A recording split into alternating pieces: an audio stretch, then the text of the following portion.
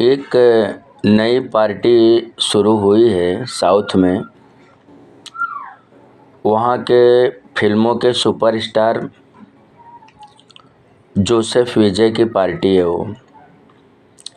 वहाँ विधानसभा के चुनाव होने वाले हैं।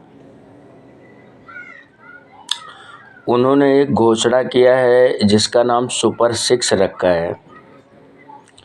सोशल मीडिया पर देखा है मैंने। तो उसमें उन लोगों का कहना है कि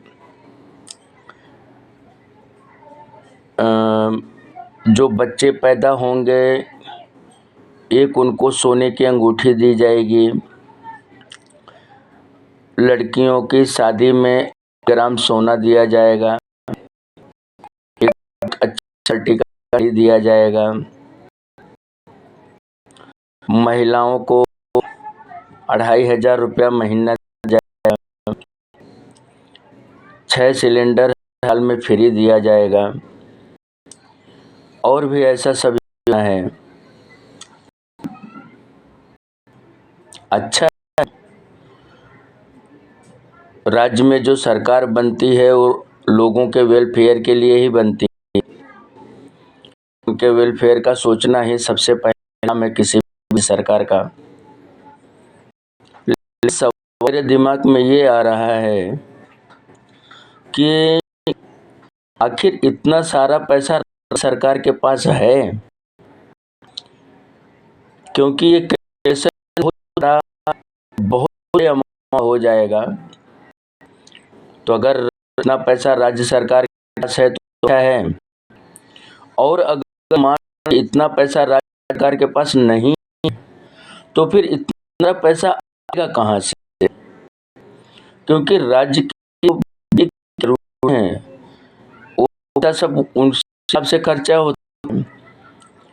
सब तो एक एडिशनल खर्च एक तरीके से हो सरकार के जाने पर तो ये जो है का पार्टी का मतलब मैनिफेस्टो में ये बोल रहे हैं, जो सभाओं सुनने में होना ये प्रैक्टिकली को करने में बहुत ही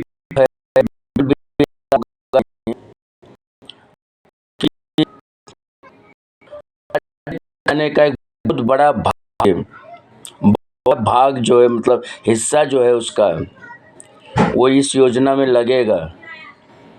और शायद ये सभी 6 के 6 वादे पूरे कर पाना संभव नहीं होगा।